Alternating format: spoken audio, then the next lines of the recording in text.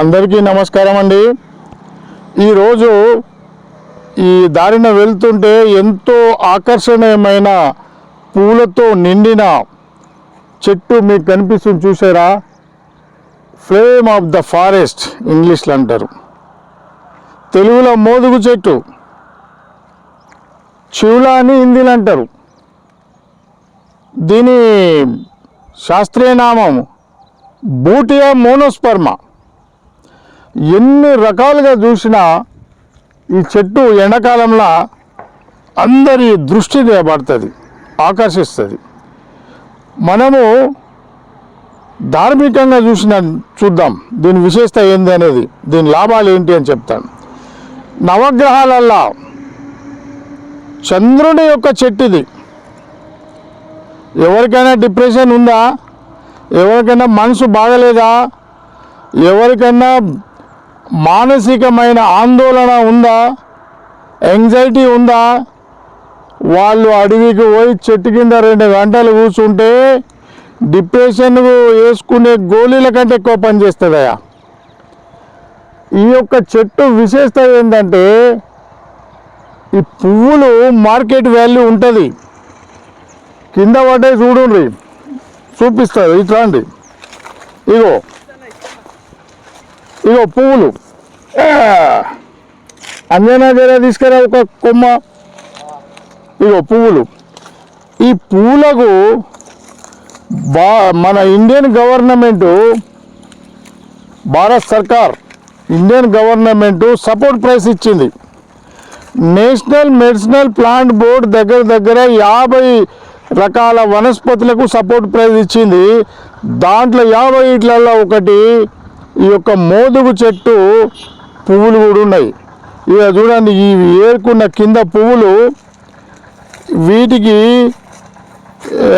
ఒకప్పుడు రంగు తయారు చేస్తారు. ఇప్పుడు వచ్చే హోలీకి బట్టలకు కూడా రంగు వేసేవాళ్ళు. కానీ దీని నుండి ఒక ఆయుర్వేద మెడిసిన్ తయారవుతుంది. ఇంకొక విషయం చెప్తా, ఈ యొక్క యజ్ఞం చేస్తారు. ఆ యజ్ఞాలలో హవన్ సామాగ్రి ఏదైతుందో దాంట్లో ఈ యొక్క మోదుగు పువ్వులు, దాంట్లో ఒక ఘటకం, ఈ యొక్క పువ్వులతో యజ్ఞం చేసినట్టయితే మానసికంగా అనారోగ్యం ఉన్నవాళ్ళు ఆరోగ్యవంతులు అవుతారు. ఆయుర్వేదంలో స్పష్టంగా ఉల్లేఖం ఉంది. ఇంకొక విషయం ఏంటంటే, మీరు చూడండి, ఇట్లా పట్టుకో పువ్వులు. ఈ చెట్టు మీద ఎండిన ఇది చంద్రుడి యొక్క వనస్పతి. ఈ యొక్క కట్టె యజ్ఞం చేసినట్టయితే దీంట్లో కార్బన్ చాలా తక్కువ % ఉంటుంది. మొత్తం తెల్లటి విభూతి తయారవుతుంది, భస్మము. మీరు ఈ మధ్యన కుంభమేళలో మన చాలామంది సంతులు మహాత్మాలు మొత్తం తెల్లటి విభూతి రాసుకుంటే చూడండి, ఆ భస్మాలలో ఉత్కృష్టమైన మంచి భస్మం ఏంటంటే మోదుగు కట్టెలతోని యజ్ఞం చేసిన భస్మం, తెల్లగా ఉంటుంది. ఈ భస్మధారణ చేయండి, మీకు మానసికంగా శాంతి కలుగుద్ది. మీరు చేసి చూడండి. ఈ చెట్టు విశేషత ఇంకోటి ఏంటంటే, దీంట్లో చిన్న చిన్న కట్లు పెట్టినట్టయితే గోందు బంక జిగురు వస్తుంది. దీన్ని కమర్కస్ అంటారు, ట్రేడ్ నేమ్. ఈ యొక్క గోందు తినే గోందు లడ్డూలు చేస్తారు, చాలా బలవంతమైంది. ఇప్పుడు ఎవరైనా నపుంసకం ఉన్నా, నరాల బలహీనత ఉన్నా, పురుషత్వం తగ్గిన వాళ్ళు ఈ మోదుగు చెట్టు గోందు, కమర్కస్ గోందుతో లడ్డూలు చేసుకొని తిన్నట్టయితే పుష్టివర్ధకము, బలవర్ధకమని అంటారు. ఇంకా చెప్పినట్టయితే దీని ఏరు ఏదైతుందో, ఈ మోదుగు చెట్టు ఏరును కొద్దిగా తవ్వి దానికి కొంచెము ఒక పక్క శాపుడును మంచిగా గీసి, కళ్ళు గీసినట్టు దాన్ని ఒక సీసాలో, మన ప్లాస్టిక్ సీసా కాదు, ఇది మన కాంచు సీసా పెట్టి దానికి బట్ట కట్టి కొన్ని రోజులు ఉంచుతారు, భూమిలో పాతి పెడతారు.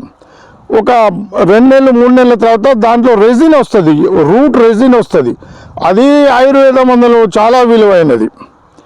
ఇలా అది బలవర్ధకము, శక్తివర్ధకం.